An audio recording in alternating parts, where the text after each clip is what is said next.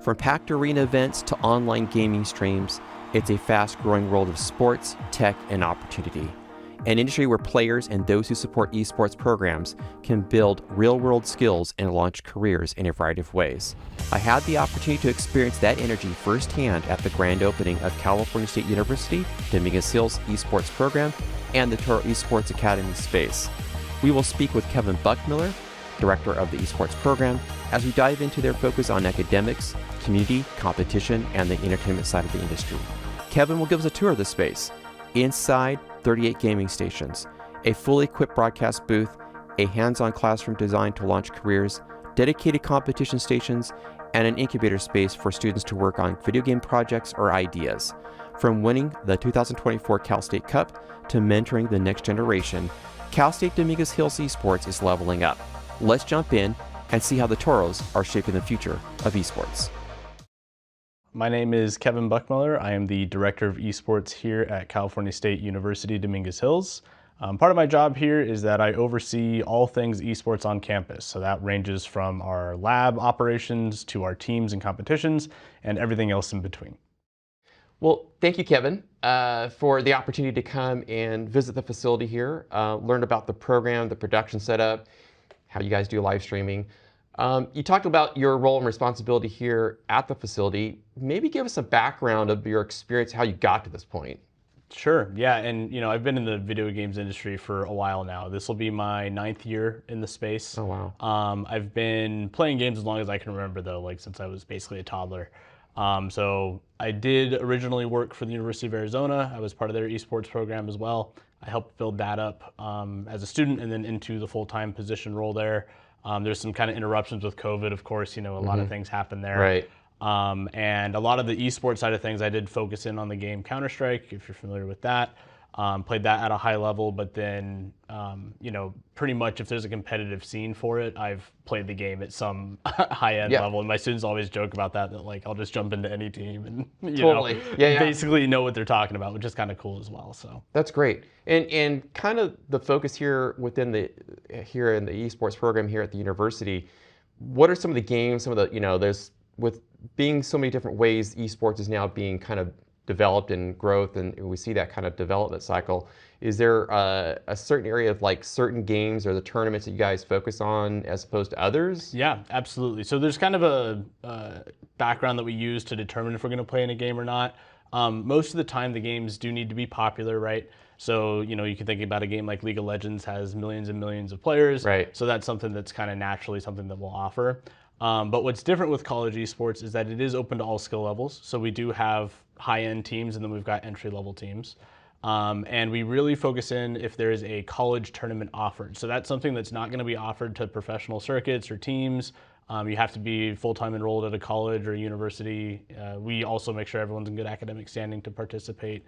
So if a game is popular, has like a multiplayer spectator function, and then has that college level tournament for it, that's something we'll explore for offering. So that ends up being popular games such as League of Legends, Super Smash Brothers, Rocket League, Counter-Strike, etc. Like pretty much anything that has a big following will, right. Now will have some teams. And there's kind of like, and part of the university's goals here, or the goal of the program is part of the academic development is that there's actually some pillars that you guys have in terms of, not just people just playing games, which is, sometimes people who aren't familiar in terms of esports or just see game playing as a whole. There's actually some specifics of the students in terms of the players and those involved in the program is part of their own development of for the future, right, and where they're going. Absolutely, yeah, and that's a big stereotype that we're trying to kind of overcome.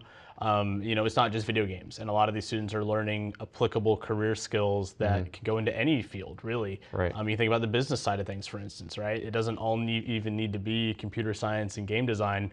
You could have someone who's interested in marketing or social media or videography and streaming and production, and those are great ways to sort of take something that the students are passionate about and then apply that to either their careers or academics. So you'd mentioned our pillars as well. We do have 5 pillars here.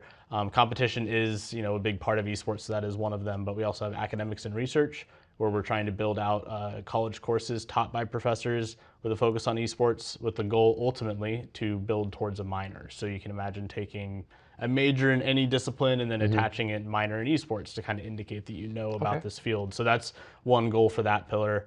We have the community engagement piece, so we work very closely with our surrounding community. We're very partnered with Compton Unified School District as well, and so doing a lot of giving back to the community, attending events, providing opportunities to play games with our students, or mentorship as well, where our students will go and mentor those students. Oh, wow. We do a lot of career development activities, so that's another pillar of the career development, where we'll host workshops, guest speakers, maybe like a resume building session or something like that. Again, prepping students for the transition into careers.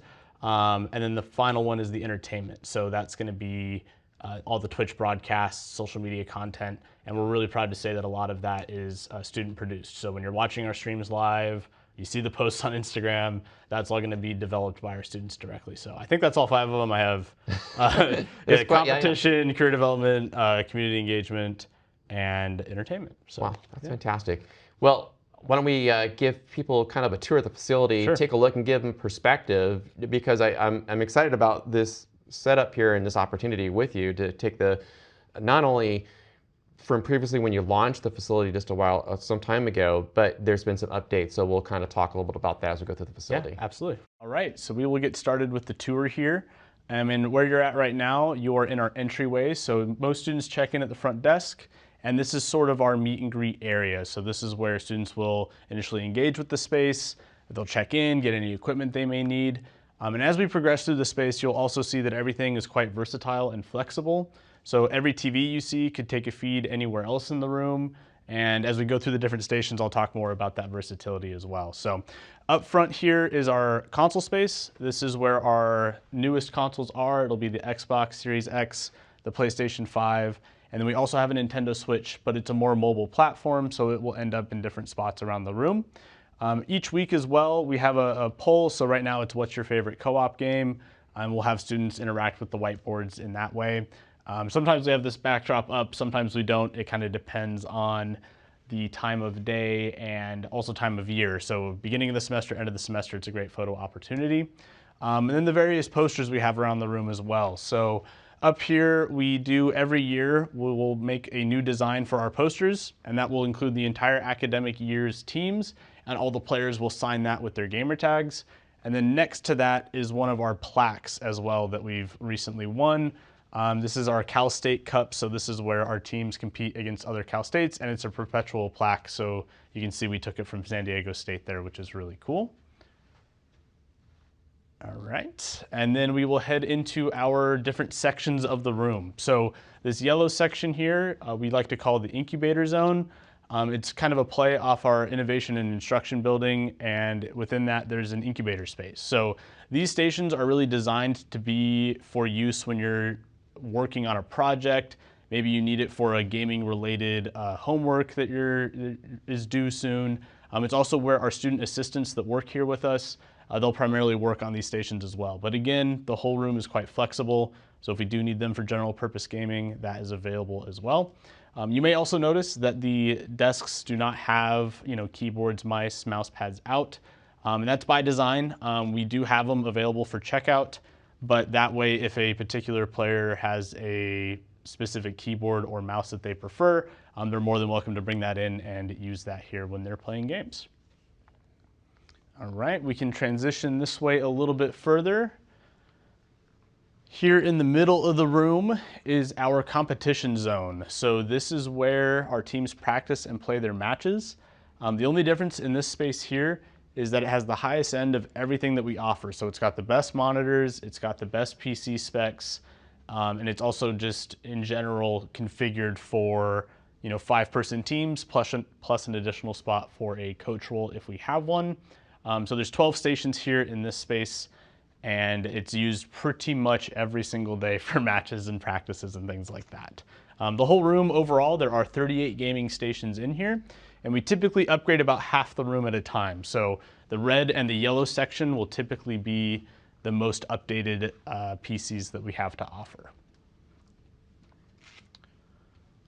Fantastic. This is actually a really pretty large setup, and comparing to some of the maybe other esports programs out there with other universities, other schools, are they similar? Are they different? Do they vary? Obviously, the university and program here has made a pretty sizable investment in terms of bringing the quality and level in terms of what needs to happen to help support the activities? Yeah, so it varies a lot by school, and you'll kind of see that variation depending on where you go or what you're looking into. We kind of take two things that are really important to us that we maintain. The first one is that we do not charge per hour for our students. So the space is open to any student, faculty, staff that is part of Dominguez Hills, but we don't charge per hour. So there's not going to be like that $5 hourly fee, $10 hourly fee, or a pass or anything like that. So that really helps with the engagement piece, meaning that everyone feels a little bit more welcomed here. And then the second part is that our teams are all skill levels. So if there's, let's say that you and two other friends want to create a Rocket League team, for instance, right? It's very easy for us to turn that on and spool that up. It's almost like turnkey in a sense. And so that kind of sets us apart in the sense that everybody can be involved at any level that they're at. So whether they want to come in here and play a game in between classes, maybe they want to edit a project on Premiere, maybe they want to compete for a full season and just try it out, or maybe they're like, ranked in the top 1% of their game and they want to, compete at a high level, we can offer all of that. So wow, that's fantastic. And to notice that like a lot of these setups here with the systems you have, obviously you've got some sponsors that are mentioned on the screens and everything else. Do they help kind of like maybe help support? Obviously there's a lot. It's a pretty sizable, yeah, it's a lot of money being spent here in terms of the type of systems and things to configure these systems because you're using the latest, whether it's the NVIDIA graphics cards and Intel-based systems. Is that part of the program as well as some of the sponsorships and helping? Yeah, honestly, none of this would be possible without the support of different partners. And every partner has a different level of support, a different capacity for what they're able to contribute. And, they are partnerships. We work together on different opportunities, projects. It's very much a symbiotic relationship. And so in a lot of ways, the monitors, the PCs, obviously the gaming equipment's there. But you also notice we have some that are in the music industry or in clothing or in hospitality or food. And so there's a lot of ways that we can weave that in the same way, esports applies to more than just the video games, right? And you can see that just in the partners that we have as well. Fantastic. This is great. Awesome. And then as we end up here on the far side of the room, I'll get the lights to turn on. There we go. So here on the far side of the room, this is our classroom environment. So the configuration's a little different. You're now more in a row by row setup. Very important to a lot of coding, game design, anything that you need a PC for everybody to be able to use when you're doing lectures and seminars and workshops.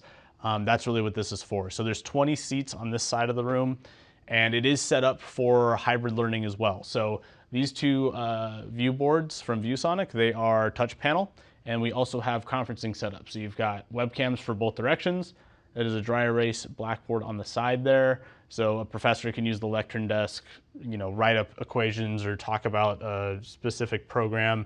And then that can be displayed both on Zoom and in person. And then there's also microphones in the ceiling. So there's one right here. You can see the green light right above. I know it's kind of not a great angle to show, but if you do kind of see it in the video there, those are from Shure, and they're gonna make sure that we capture the ambient sounds in here. So that can be maybe a discussion happening here in person with somebody on Zoom, or it could actually be just the ambient crowd noise as we're playing matches if we want to, pipe in some of the player feedback and things like that when we're looking at production. So basically every feed you see in the room gets fed into our broadcast room, which we're going to go take a look at next. So this is our broadcast room. We like to say it's sound isolated, not soundproof, but it is separated from the main floor out of the lab.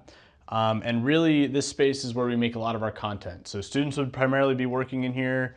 And it is a working space, so it is not in the cleanest setting at the moment, but it is something that we use pretty much every single day. We have right now 14 teams, well, between 14 and 19 teams. It kind of ranges by semester. And every one of those teams will play between 2 and 3 matches a week. So if you do the math on that, it can be upwards of 20 or even sometimes 30 games in a week, and we try to stream at least 5 to 7 of those. So they all range in tournament rules and things like that as well, and how we spectate it. So the whole space has to be able to adapt when there's differences in either the game spectating or maybe how we capture the content. A great example is, if you're playing a game on Nintendo Switch versus a PC, that's going to change up how you record that gameplay. And in fact, a lot of the times we actually have to bring our Smash players in here to play because it's the best way to kind of capture that content straight up. So we can kind of walk through each of the different sections of the room, and then maybe talk about some of the devices we use and things like that. So the first thing you'll notice is we have 2 green screens and then 2 monitors. And so that's for if we have casters in here, we can actively monitor what is live on stream. And then we can somewhat key out the background there. Kind of depends on the lighting and the environment, but really the monitors are for seeing whatever either the producers want to see, the observer, or if we're running an event and we need to see what's happening like in person, we can actually pipe that feed in as well. So it's kind of, it's got multiple purposes depending on what we're producing. So this far left station here, this is going to be primarily where we capture the in-game observations that are going on. So that's going to be ultimately what the audience views. So that could be a perspective from a player. It could be flyovers within the game. It could even be like desktop backgrounds. If you really wanted to do like a tutorial or something like that, you could record that capture here. So there's a lot of capture card sort of trickery going on with the space, but that's really what this station is. We have microphones underneath, and these pipe into the room itself. So if we need to make announcements, we can do that. And then we can also reroute those to go into stream. So let's say you're doing like a post-game interview, or you're doing something that you want to have a more mobile microphone platform, you can use those. This middle station is really the master of the entire output. So when you're looking at going live to Twitch, going live to YouTube, all of the different components that are fed into the space will ultimately pipe into this station, and then that will be sent out into a live broadcast. And then again, basically all the stations in here can do like, post-production. So if you're editing content for YouTube or different video content for like say commercials for campus or things like that, we can use this. We also have a stream deck on this spot here, and that's going to enable us to customize, quick overlay changes, quick scene changes. And we can do a lot of really unique things with the Stream Deck. It allows us to have some flexibility as well. That's what I was going to notice, that for hotkey switching and then doing that. Now, most of the stuff in terms of streaming side of the setup here, is that something you guys are using OBS, vMix, typically for your streaming type production setup as they add the overlays and elements there for the production? Pretty much everything is going to be in OBS Studios, and then we will use vector graphics for logos. So usually that's going to be done through Illustrator, and then Photoshop to make all the overlays. So, and then when we do bigger scale productions, a good example is we hosted the CIF Esports event, and for that type of thing, we actually set up some editing stations in the back over here, and the main feed will create highlights and then drop those into a Dropbox, and then the editors can create like a quick reel or a highlight reel, and then we can bring that back over again out of Dropbox and put that live on stream as well. So there's a lot of cool kind of different softwares that are used, but OBS Studios is the primary one, Illustrator and Photoshop for the overlays, and then Dropbox to kind of sync everything up. Okay, pull all those in. And obviously when you're doing their highlights, it's almost like a replay, almost like in a sporting event, right? For a sports production where you're having, they pull something up, clip, highlight that, the commentator calls out for something to replay some kind of, Exactly, and we actually, when we're doing lower scale, we'll just use OBS Studios to do the instant replay feature. But when we're at that higher scale, you want to have like a dedicated edit of that highlight. You need a team that's going to be there kind of monitoring it, and then you just save that replay and send it over. So got it. Fantastic. As we move through the side here, we do have an XLR converter, and that's going to take our XLR microphone inputs and convert that into USB, and that goes back into that sort of main station there for that master feed. This tablet here is actually proprietary from Crestron, so CSUDH across all of our classrooms, lab spaces, the Esports Lab. We use Crestron systems to manage and operate the space. So within this, we have controls for the broadcast booth, we've got controls for where the feeds go, and you can even just see here, I'll click the video routing. We can basically take, if it loads, any of the feeds in the room and then direct those anywhere else as a destination. And that all routes through an IDF in the back. So you've got a kind of a centralized way of routing the feeds throughout the, Exactly. And then that leads right next to it. This is our Crestron system here. Or sorry, not Crestron. Or the TriCaster or the VizRT? Yes, this is our TriCaster. So this is where, in the IDF is the actual like spot where the TriCaster's at. This is the control panel for it. We have it in 2 modes, so this does the same thing in both, but you can use it digitally or you can use it in person here as well. And just like the panel here on the left, all those feeds will come up on our 1 through 8 input. So we have a KVM that can access 2 PCs. Let's say you just need, random use tech PCs is what we call them. Those can be fed in, and then we have full camera control, so you can do scene switching, PTZ, pretty much anything you need. If you want to capture player perspectives on anything, let's say we really want to zoom in on this one player, you can do that very easily. And then of course the transition between live and the production there. Over here on our tablet, we can also do presets for these. So we're looking at the Incubator camera. If I go to preset 2, it will go to a pre-made input, which is a lot easier for us to manage in real time. Something's happening, we need to cut to a player. And just go right to it. Exactly, Right, exactly. doing that. And all the PTZ cameras currently in the facility are all bird dog, like PTZ type style. Yep, okay. We got 5 bird dogs in here right now. There's 4 out on the main floor that are colored in white to kind of blend into the ceiling. We actually have one in the broadcast booth here, and that's going to be our green screen. You can almost see us starting to appear there on the background. Here's my arm. Oh, yeah. Look at that. Yeah, so that's in real time, and that'll be for the casting desk. And so this is kind of the final station.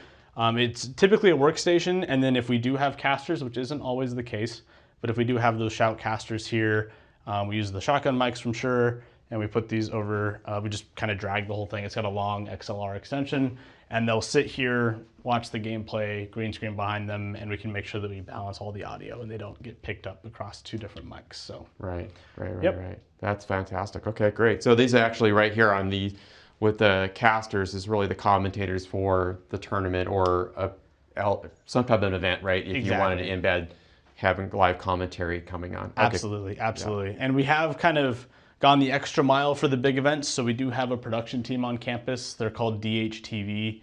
And they'll produce all sorts of events from graduation ceremonies to like career tech days, things that'll happen like on campus that are like on a broader scale.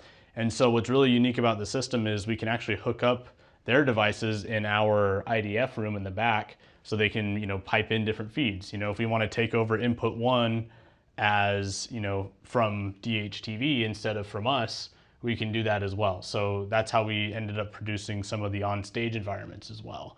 So we'll take, a video camera, DHTV, feed it into our IDF with TriCaster, and then bring that up on stream and throw it up in the overlays and the graphics and things like that. Fantastic. Great setup here. Thank you. Very nice little broadcast room area and everything else. Very impressive in terms of just the quality level, obviously, from a vision mixing with the TriCasters, using that and tying everything together and having the Crestron system and centralizing all of the various integrations or route feeds throughout the environment is very, very impressive. Thank you. In doing that. Yeah, it's a small, compact, and mighty space, right? So we do have to work through a lot of issues.